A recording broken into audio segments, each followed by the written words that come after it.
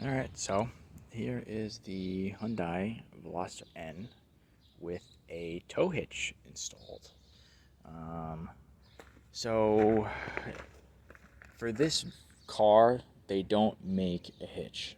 They make one for the Veloster that's not the N version, um, but there's a problem with clearance where the original hitch would come down and intersect with the exhaust and then come down and come out through the middle.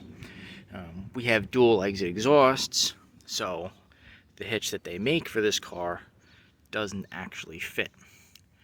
So some people have been able to modify that extensively to get it to work.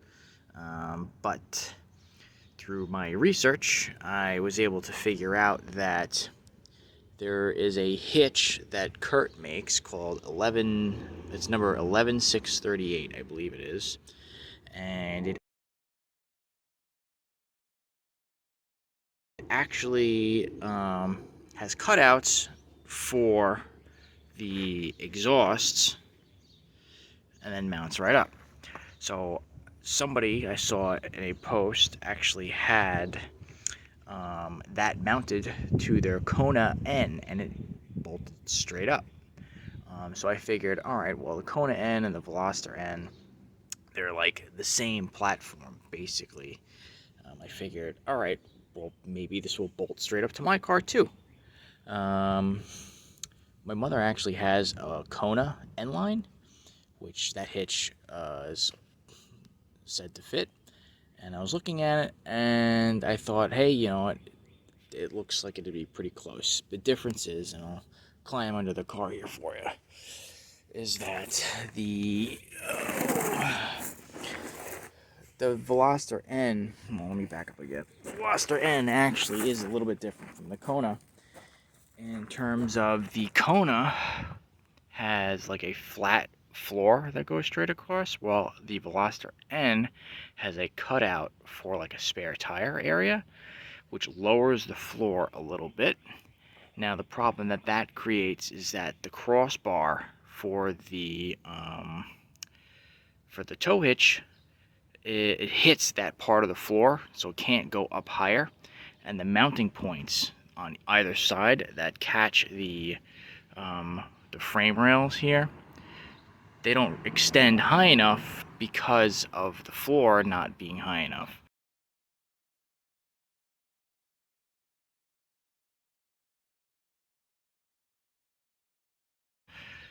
So you weren't actually able to get the mounting arms of the hitch to actually bolt into the frame because it simply did not reach high enough.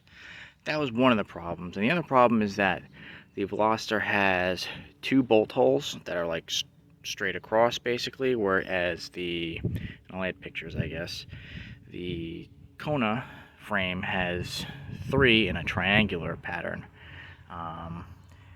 The Veloster actually has weld nuts in there, so you can literally just thread a bolt straight in and it's good, whereas the Kona does not have the nuts there, so you would have to fish a nut through the frame to the other side, and then you could stick a bolt through it and bolt that down. Those are the kind of the big differences that I had to overcome with this little setup here, and it actually really is not that hard. It's a very small modification, and anybody with an angle grinder and a welder would be able to do it. It's not a difficult job. If you don't know how to weld or use any grinder, then you could probably pay somebody to do it, and it's not a difficult job. You literally just lop a line off a metal with a grinder and then weld another piece back on.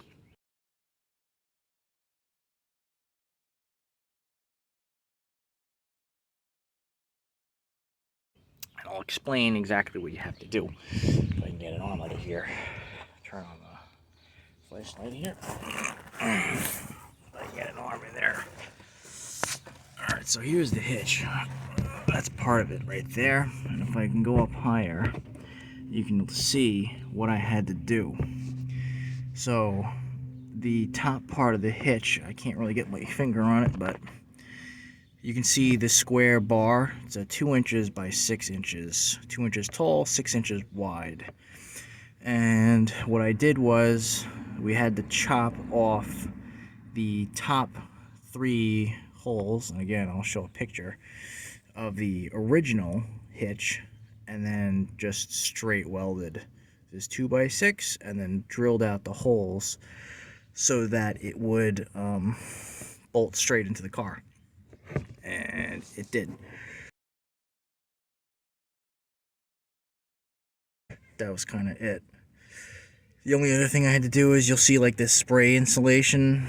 It's like this rubber silicone shit. I had to scrape that off just so it mounted flat, and it gave me a little bit more clearance to the side because the spray insulation is like right next to the hole. So I just scraped that with a flathead screwdriver. That was no big deal. That's just there, I think, to seal the different parts of the metal so no water gets in, but I left enough that it should still do its job. So that's what I did on both sides, and that's really the only modification you had to do to make this thing go up. With the exception, actually, there was one other thing. Yeah, it'll fit. The other thing is, in order to get this thing as high as possible for the most amount of ground clearance I got, like you see down here, it actually sits about level with the exhaust, or maybe a little higher. This is really my ground clearance issue right here, these bolts, which I just did an 800-mile drive and they did not touch the ground, so obviously that was no problem. Well, really it was like 2,000 miles. I went to the tail of the Dragon and back with the trailer on, and I don't know, what is that, like 5 inches, 6 inches ground clearance? No problem. You don't need to have that. This is a Hitch silencer. You get yourself like another, I guess, 2 inches of ground clearance if you really needed it, but I don't think you do. The only thing I had to do to the frame of the car, I don't even know if you're going to be able to see it. I'll just add a picture of it. I took pictures of most things that I had to do. Was I had to notch out like a little part because of the shape of the hitch, just to give myself like another quarter-inch, half-inch of height on the mounting point of this. Other than that, that's how I mounted the hitch. It was like $215. Wasn't really a lot of work. Took me, I guess, like 3 hours to mock it up, like figure out how I was going to do it, and measure and all that kind of stuff. The actual like fitting. Oh, you're definitely gonna need another person to help you install this too. Somebody's got to bench press this thing while you line it up and all that kind of stuff. But all in all, it's not a super specialist kind of job to do. Aside from that, obviously there's the trailer wiring, because I have a trailer. That's straightforward. There's videos on how to do that. But basically, I bought like $100 thing. Maybe I'll put it in a link.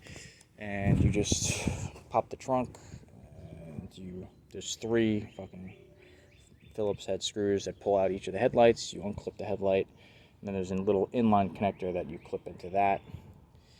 The wiring goes down through the bumper. There's like a gap through both sides, and it's gonna go up this side into the other one. And then there's like a little box. I'll show you. There's a little box down here. That's the one. I just stuck it 3M tape right to the hitch. And there's some wiring and a lot of zip ties. That's my trailer wiring. Goes there, hangs in there neatly. And then this particular one has a wire that actually goes all the way up the car, which I've hidden neatly. It wasn't that difficult because the car has a big tray between the 2 wheels. I just kind of pried to the side and ran it all the way up and through the engine bay to the battery, and that was easy. But basically, the link I'll put has a video of how to do it as well. That part wasn't that bad either.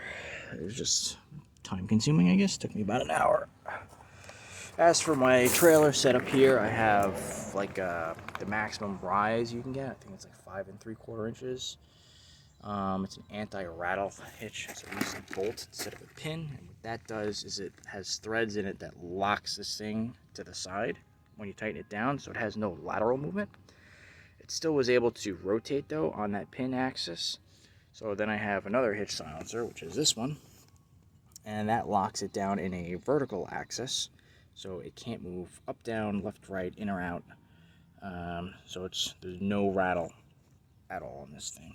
On top of that, I have a rocker ball hitch, which is a little bit taller than a regular hitch ball, which gives me a little bit more height in that sense as well.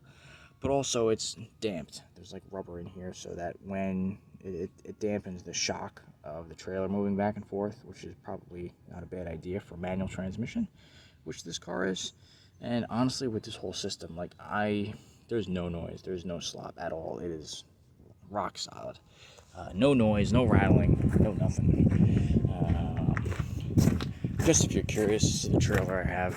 I pulled. This is 380 pounds motorcycle trailer that kind of folds up, and I took a 280-pound dirt bike down to the tail of the Dragon, and yeah, no problems. 80 miles an hour all the way down, no issues.